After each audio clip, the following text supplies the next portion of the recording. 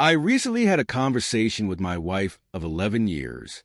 Sadly, it ended with her in tears, which reminded me of a similar situation 3 years ago when I almost lost my job. Back then, my wife, Kate, also called Catherine, was so upset at the thought of me missing our anniversary that she insisted I come home. Fast forward to today, and now it's her who won't be there for our anniversary. I didn't say anything to change her mind. Despite this, the past 12 years have been the happiest of my life.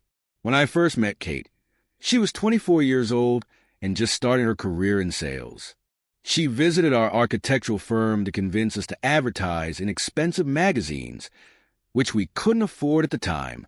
In the crowd, I couldn't help but notice an enchanting woman with black hair. After discussing the matter with my partner, he helped me catch her attention long enough to ask her out. After our first meeting, she confessed that she knew we couldn't afford her services. Even with that knowledge, I felt deeply in love with her. Our relationship developed over 6 months, and eventually, she moved in with me for another 6 months as she transitioned from a nomadic lifestyle to a stable office job. 4 months later, we got married. Every day, I still feel like the luckiest person alive for convincing her to marry me. With urgency, I dial my boss's number again.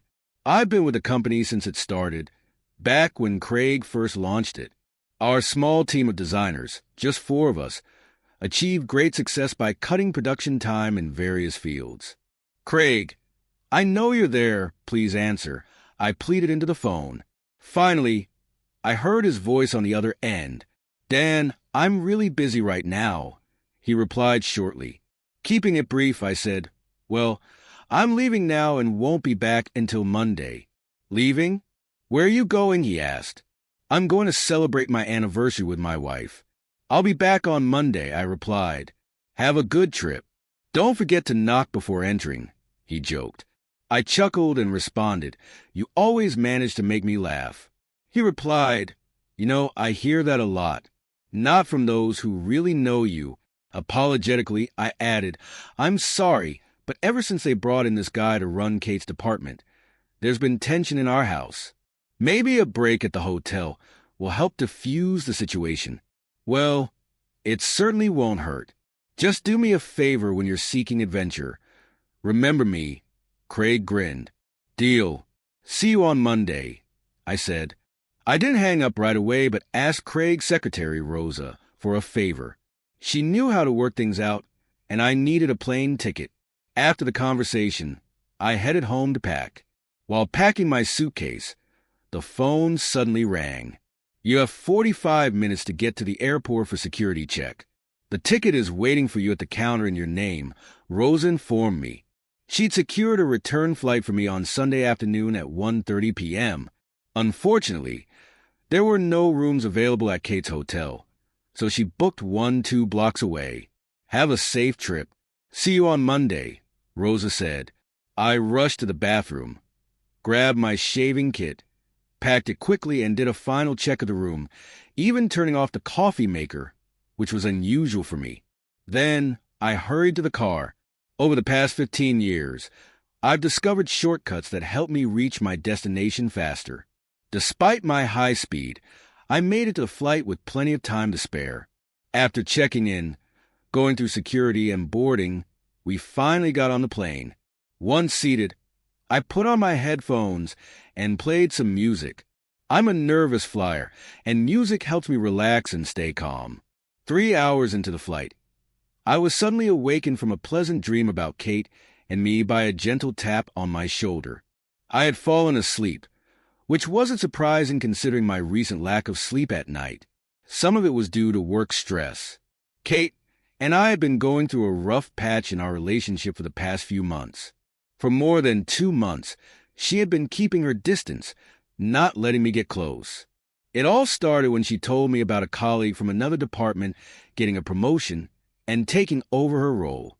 She was determined to prove that the decision was wrong and worked hard to show her worth.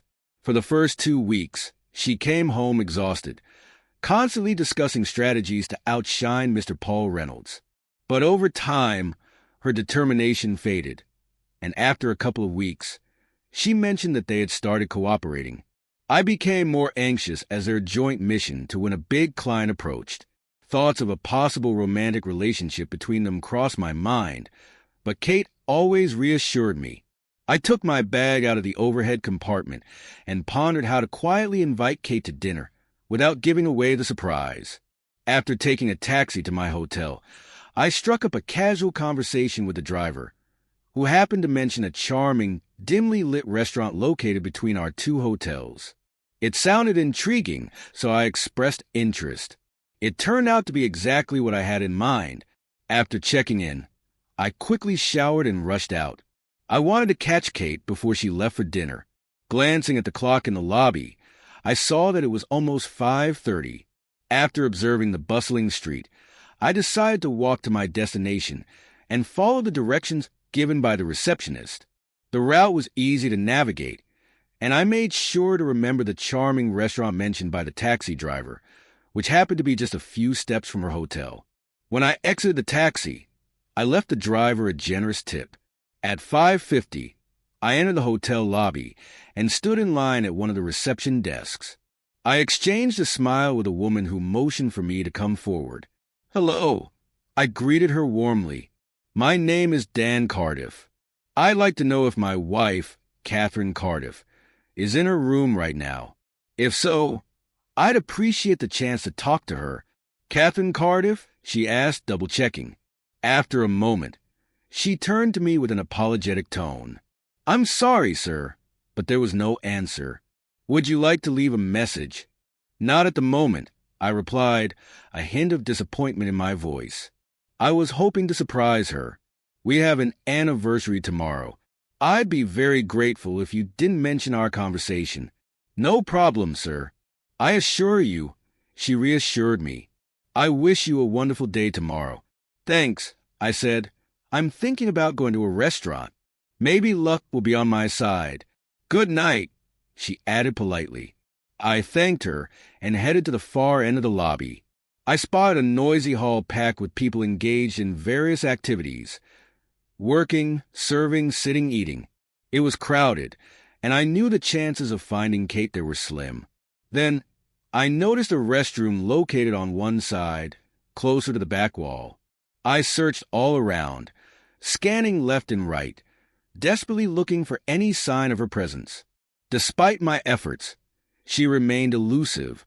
After finishing my business, I settled near the corridor entrance and scanned the room again. It seemed futile. Finding her in such a crowded place was nearly impossible. But then, I unexpectedly caught a faint sound of laughter, reminiscent of hers. I followed the wall with my eyes, but towering booths obstructed my view, allowing only glimpses of the faces of the men and women with them. Reluctant to approach any table until I could escape her notice, I retraced my steps and turned my gaze toward the wall. Slowly, I made my way along the row of tables one by one. When I reached the third table from where I was standing, I saw her. She sat there, engrossed in conversation with a man I didn't recognize. She looked radiant, dressed in the same elegant dress she always wore on evenings filled with dancing.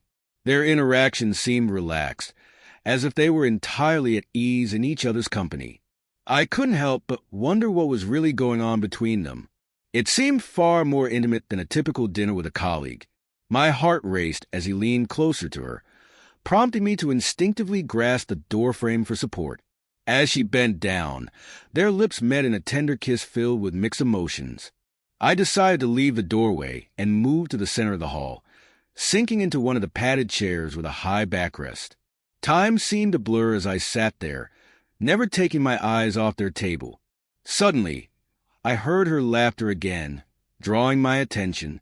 Turning my head, I saw her walking beside him, holding his hand tightly with both of hers. Their closeness, along with the general atmosphere, piqued my curiosity. They strolled past me, just 15 feet away. Even though they were conversing, my focus was solely on the adoring expression on her face. She gazed at him, her eyes filled with affection. It had been a while since I'd seen such an adoring look. In that moment, my breath caught, and I was momentarily speechless. I turned to leave, my face likely betraying my growing discontent, a wave of determination driving my steps as I moved towards the exit. I couldn't tear my eyes away from them. She clung to his arm, leaning affectionately against him as they walked down the street, eventually rounding a corner and vanishing into a restaurant I had noticed earlier. Snapping out of my trance, I hurried for the door, finally realizing my surroundings. I slowed my pace, giving them ample time to move further from the entrance. I stopped, took a few deep breaths, trying to regain my composure. There was undoubtedly meaning in their expressions, but I craved clarity, something more I couldn't fully grasp. Summoning my resolve, I opened the door and entered cautiously, staying close to the wall as the entrance was unguarded. I stood there for a moment, waiting for my eyes to adjust to the dimly lit room. Finally, I spotted them sitting at a table meant for two, at the far end. I made my way over, keeping close to the wall, and took a seat at a small table. The waitress arrived promptly. "What can I get for you, dear?" she asked. "Double scotch on the rocks," I replied. I overheard their conversation. "Our meeting isn't until 10 o'clock tomorrow, so we can celebrate late into the night," he said to Kate in a quiet voice. "I'm glad you didn't let him convince you to go home. We wouldn't miss our 2-month anniversary for anything," she said, smiling. "I can't believe it's already been 2 months," she added, and he replied, "It could have been longer if you had accepted my offer at the end of my first week." She laughed and responded, "I had to play the innocent girl with you, considering I'm supposedly married." She shook her head as she recalled when he first approached her, even with his wife, Marge, present.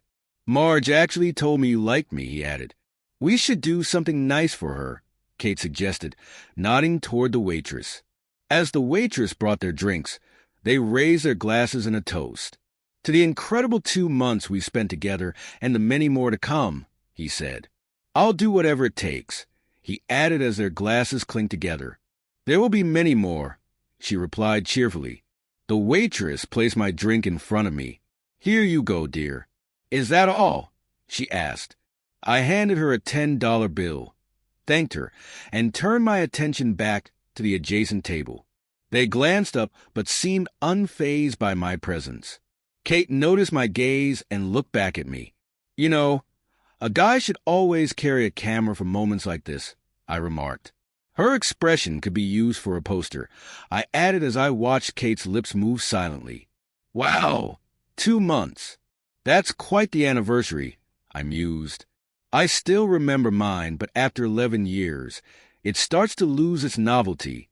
Watching them, I couldn't help but say, "Let's celebrate 2 months, a symbol of passion and prosperity, right? A lovely couple like you definitely deserves a gift. So here's my offer." I tossed a ring in Kate's direction, smiling. "Here's a surprise," Paul interrupted loudly, breaking the moment. Realizing that staying there any longer could lead to trouble, I turned to Kate, who was trying to calm him down. "Tell him how lucky he is that he wasn't in my home," I said. "Please contact me and let me know where you'd like your belongings delivered. If you're wise, you'll avoid coming to my house. Applying ice to your nose might ease the discomfort," I added, turning and leaving the club. I walked briskly back to the hotel. It was unlikely Kate knew my current address, and with my recent actions, I didn't expect her to pursue me. I rushed into the lobby, approached the front desk, and politely asked, "Excuse me, do you happen to have contact numbers for airlines? I need to book a flight urgently." "Certainly, sir. May I ask your preferred airline, departure time, and destination?" the employee asked. After providing the details, she assured me she'd send the flight information to my room. Back in the room, I paced back and forth, baffled by everything unfolding. How had this happened? Then a thought crossed my mind. Maybe Kate had missed her true calling in life. Her performance over the past few months had been flawless. Frustrated, I decided I couldn't stay in the room any longer. I grabbed my bag and headed to the lobby. When I reached the front desk, the receptionist, just finishing a phone call, motioned for me to approach. "Sir, if you leave now, you might make the last flight today. Registration closes in 30 minutes. "The next one isn't until 3 hours," she said. "Thanks," I replied, hoping the local taxi drivers were reliable. I signed a receipt, apologized for cutting my visit short, and left. A flood of memories rushed over me as I exited the lobby. I quickly grabbed a taxi from the nearby parking lot and placed a bet with the driver. "I'll give you $50 if you get me to the airport in under 30 minutes.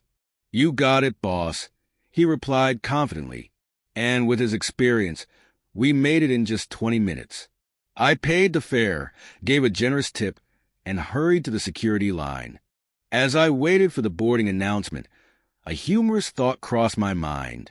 I remembered how Kate's mother never really liked me, how she treated Greg poorly despite having him under her thumb. I couldn't tolerate her behavior, and she knew it. One time, she accused me of cheating on Kate just because I glanced at other women when we were together. Throughout the flight, doubts about what I had witnessed gnawed at me. I pulled out the photo of Kate and me that I always carried. The person next to her in the picture suddenly seemed unfamiliar. I glanced around to make sure no one was watching before I returned my attention to the photo. In the image, I was beside Kate, but what struck me was the way she gazed into his eyes. It made me question everything. Although men aren't typically known for their memory, I prided myself on mine. Like most women, Kate often tested me with questions like, "Do you remember this?" or "Do you remember that?" Unfortunately for her, I remembered everything. Every conversation, every plan, every whispered secret. Now, sitting there, I couldn't help but wonder, if I hadn't noticed these changes over the last 2 months, what else had I missed? I took my first sip of the drink, realizing it had been 10 years since Kate first voiced concerns about my drinking, which she feared could threaten our marriage. In response, I had given her my wedding ring, thinking it was a practical gesture to offer each of us something personal. But honestly, I favored his gift over mine. As I awaited her return, I knew a dramatic confrontation was imminent. I was sure she'd seek refuge at my doorstep. I said this to shock her. "You're lying. How could you say such things about your wife, with whom you've spent 11 years? She's confided everything to me, and she's clearly troubled by this. I'll never refer to her as my wife again. You may feel obligated to stand by her, because she's your daughter, but I have no such responsibility. I witnessed it all firsthand. For the last 2 months, I've been alone while she's been living with him since he joined the company. It's hard to believe the person I'm seeing is the same one raised by you. She lied to my face for 3 months without a trace of guilt. If you think I'll let her back into my home, you're even more naive than she is. You have the right to believe what you want, but that's your issue. Personally, I've chosen to move on. It's clear she has strong feelings for him, and he's welcome to have her. She won't need to hide their relationship anymore. Once she's done pretending, I'll direct her here. You'll see for yourself who's lying. I've left instructions for her if she answers. Make sure to pass along the message, including how eager I am to see how she handles this." With those words, I got into the car and drove off. Restless, I wandered aimlessly around the house for hours before retreating to a small corner in the garage, where I set up an improvised workspace. My thoughts were interrupted by the doorbell. Curiosity nudged me to the door. I opened it carefully, silent, instinctively stepping back. Kate entered, and I immediately realized I was in the garage. "You must be in the garage," she remarked, closing the door behind her. "I tried knocking, but you didn't hear me." "I was tidying up," I responded, glancing around the room. Kate sighed. "Well, Mom already called. It seems you've already decided what you want to do with me." Her face was a mixture of sadness and disappointment. "What did you expect? That I wouldn't care if you had an affair?" She paused before replying. "I guess I wasn't thinking clearly, at least not rationally. I was overwhelmed with disappointment. It's a shame, because I've always been the one to think things through. You see, there was no one to distract me from my thoughts. I miss having someone to go out to dinner with, visit a club, and share moments of intimacy. But instead, I was with a woman who could deceive me without hesitation, even looking me straight in the eye. She could share my house, my food, my life, and still be close with someone else. Not a pleasant image, right? Are you really ready to give up 11 years of our life together? She asked. What is it? I responded. Did you even consider how this might affect me?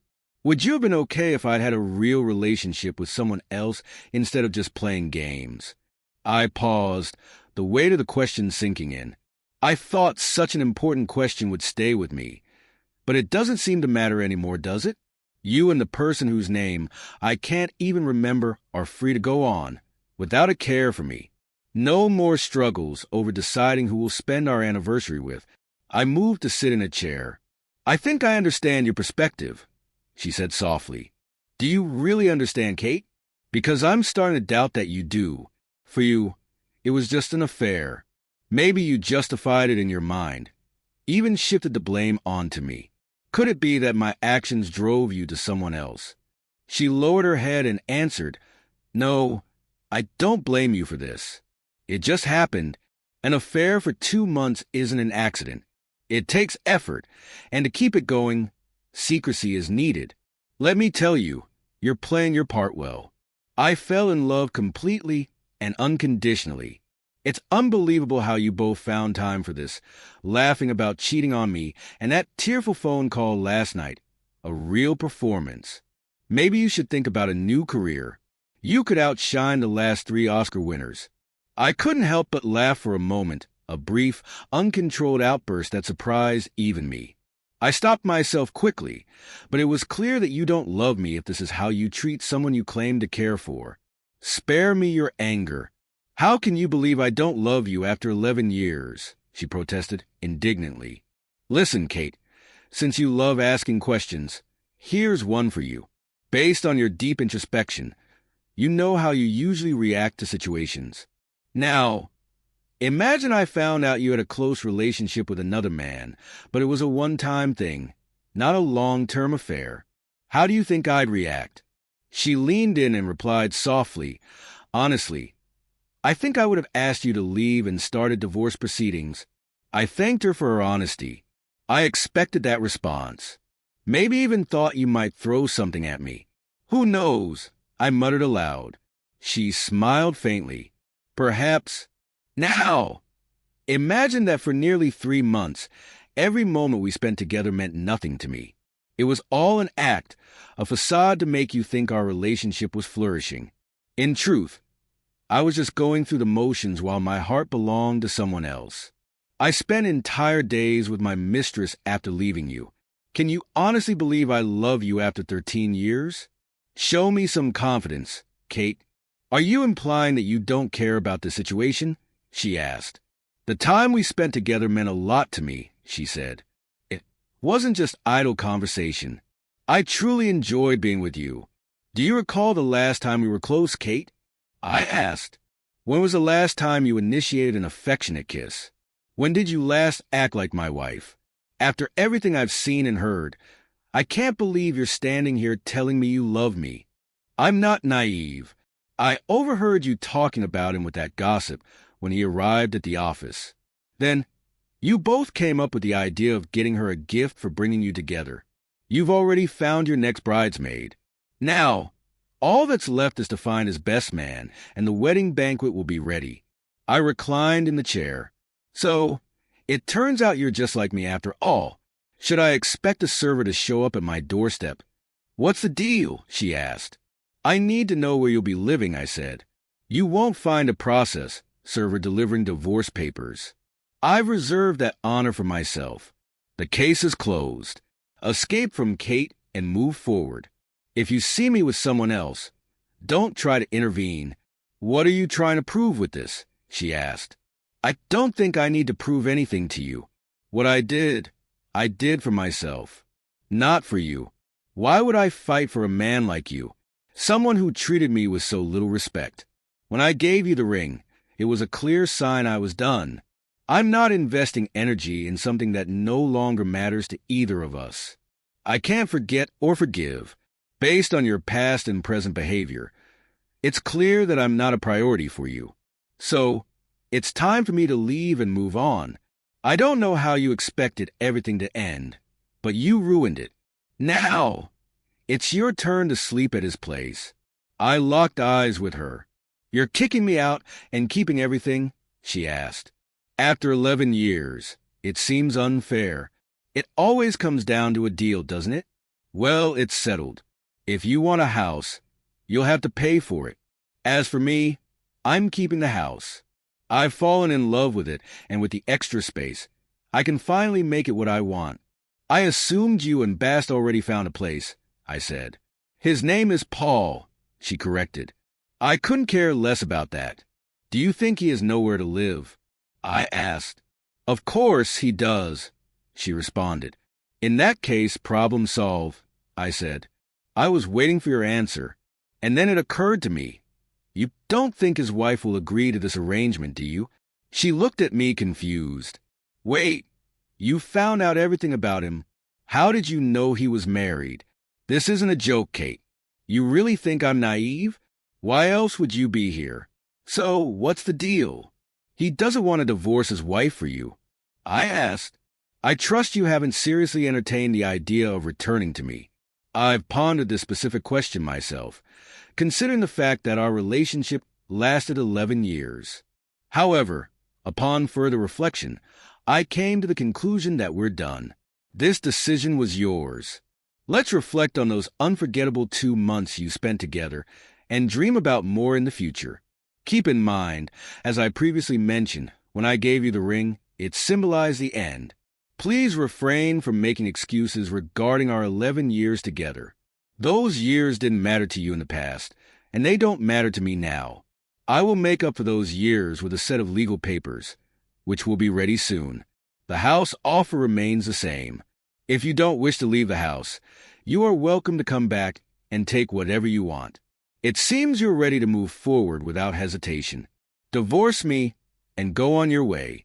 You might be trying to provoke my sympathy, but I want to make it clear. I'm moving on from someone I cannot trust living under the same roof. I will never trust you again. So, what's your plan? Do you want to keep the house for yourself? I asked. No, I don't want to keep the house. Give me a few days to find a new place, and I'll likely take a significant portion of the furniture, she responded, taking her hand out of her pocket. What should I do with this? She asked, handing me the ring. Do whatever you like with it. Oh, I have an idea. Why not use it as a toe ring? It would fit perfectly on your big toe, considering how you've treated him. I might actually find a use for it, I suggested. Okay, you know what? I could use some extra cash. Maybe I'll pawn it, she responded. Well, you won't get much for it. They buy these things by weight, and you probably won't even get $130. You can't even buy a real gold ring for your finger for $130. But that's just my opinion.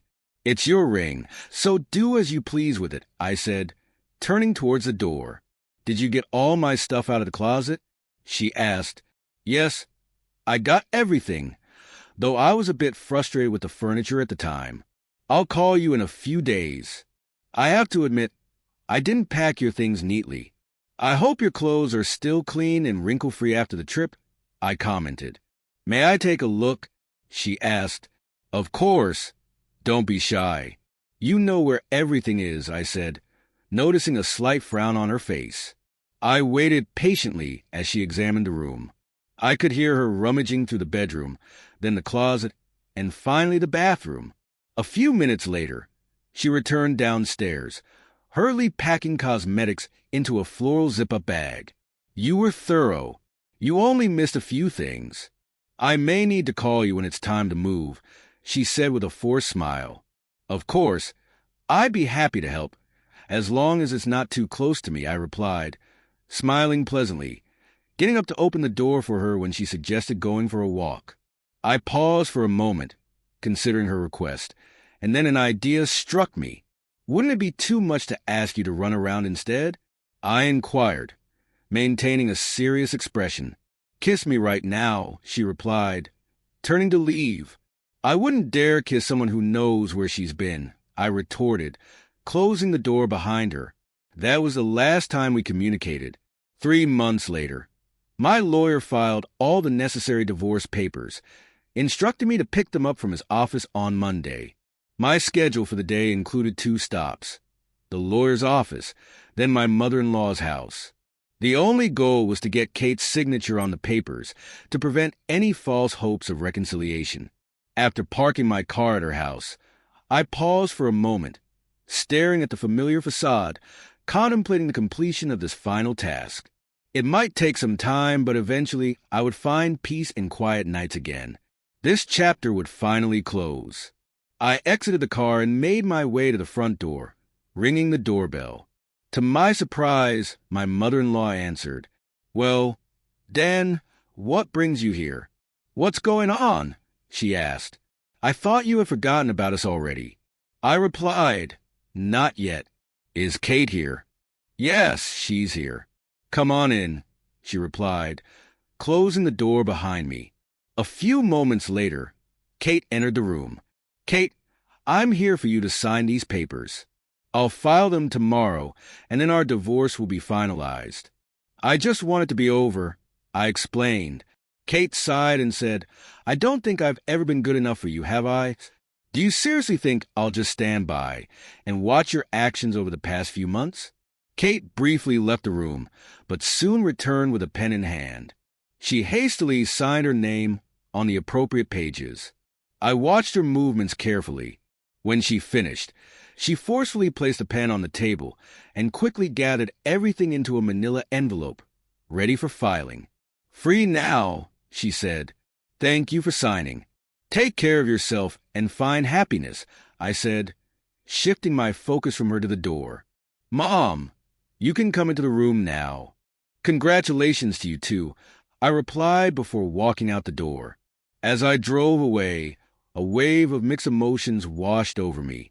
I understood that this marked the end of our relationship, and I couldn't shake the feeling that life was about to take a new turn.